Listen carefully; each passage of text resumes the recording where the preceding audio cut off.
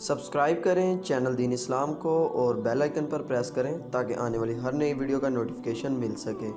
چاند کی گردش سے اور اس کی منازل سے حضرت انسان کو کچھ سمجھایا جا رہا ہے کہ جب تو پیدا ہوا تھا تو چاند کی طرح سارا زمانہ تیرا منہ دیکھنے آیا تھا، تو بھی اس وقت لوگوں کی توجہ کا مرکز بن گیا تھا اور پھر منازل طے کرتا رہا، اور جوانی کی دہلیز پر جب تم نے قدم رکھا اور تو بدر تمام ہوا، جب شباب کی بجلیاں تیری آنکھوں سے ٹپکنے لگی تو پھر تیری نظر کا خمار بھی کئیوں کے دل لوٹتا تھا، کئیوں کی نیندیں اچاٹ کر دیتا تھا۔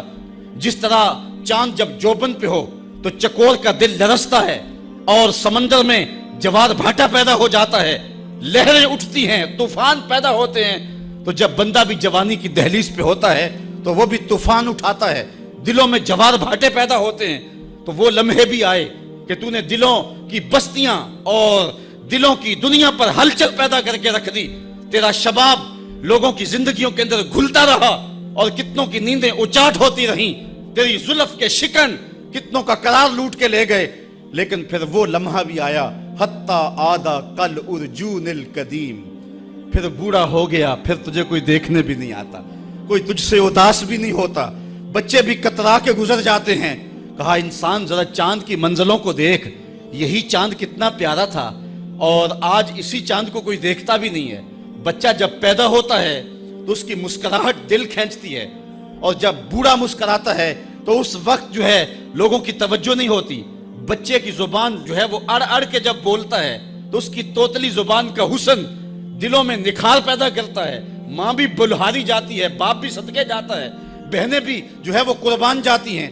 تو بچے کا ٹوٹا لہجہ اور توتلی زبان خوشیوں کی ایک لہر ہوتی ہے، لیکن جب بڑھاپے میں فالج کی وجہ سے زبان میں لکنت آ جائے، اب توتلا پن پیدا ہو جائے، اب زبان اٹکنے لگے تو بچے بھی مذاق اڑاتے ہیں۔ ایک لمحہ وہ تھا کہ زبان توتلی تھی تو حسن تھا، آج لمحہ وہ گیا کہ حتی آدھا کل ارجون القدیم، کھجور کی ٹہنی سے جب پھل توڑ لیا جائے اب اس ٹہنی کو کون پوچھتا ہے؟ جب تک پھل آیا نہیں تھا وہ ٹہنی اچھی لگتی تھی، مالی سنبھال کے رکھتا تھا، جڑوں کو بھی پانی دیتا تھا اور خیال کرتا تھا کہ کوئی ایسا نقصان نہ ہو کہ یہ پودا جو ہے وہ مرجھا جائے۔ پھر جوبن پہ آیا اور جب کھجوریں لگیں تو اس نے پھر رسیاں بھی باندھی اور کھجوروں کو سنبھالنے کے لیے سب کچھ کیا۔ پھر جس دن اس نے اس ڈال سے پھل کاٹ لیا، اب وہ کھجور اجڑ گئی، اب اس کی وہ ٹہنی بے توقیر ہو گئی۔ انسان کی زندگی کا جب شباب لٹ جاتا ہے اور بڑھاپے میں جب وہ کسی قابل نہیں رہ جاتا تو پھر اس کی بھی یہ مثال ہے، حتی آدھا کل ارجون القدیم، جیسے کھجور کی پرانی ڈال ہو۔ اپنی نظر اور شرمگاہ کی حفاظت کریں۔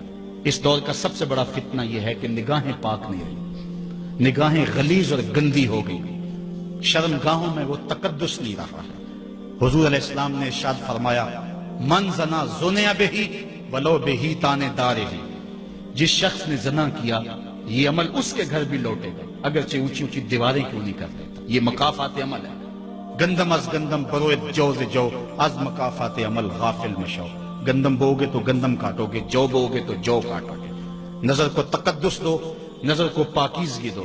حضرت لقمان حکیم کہتے ہیں کہ میں کئی نبیوں سے ملا ہوں، کئی نبیوں سے ملاقات کی ہے، اور میں ان سے دو دو چار چار باتیں جمع کی ہیں، اور ان ساری باتوں کو میں نے جمع کر کے 100 باتیں جمع کی ہیں، اور ان کا پھر میں نے خلاصہ تیار کیا ہے۔ ان میں 8 باتیں الگ کی ہیں، ان 8 باتوں میں ایک بات یہ ہے، جب کسی کے گھر جاؤ تو نظر کو حفاظت میں رکھو۔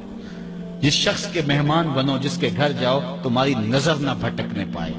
نظر اگر غیر محرم کو شہوت سے دیکھتی ہے، حدیث میں آتا ہے کل قیامت کے دن جہنم کی آگ سے بھر دی جائے گی، وہ سخت رسوا ہوگا۔ آج میڈیا کی آوارگی اور انٹرنیٹ پہ جو کچھ ہو رہا ہے، ٹیلی ویژن اور سینما جو بدتمیزی پھیلا رہے ہیں، اور موبائل پیکج جس طرح بے حیائی کو فروغ ہو رہا ہے، ہم اس کے خلاف پوری قوت کے ساتھ بند باندھیں۔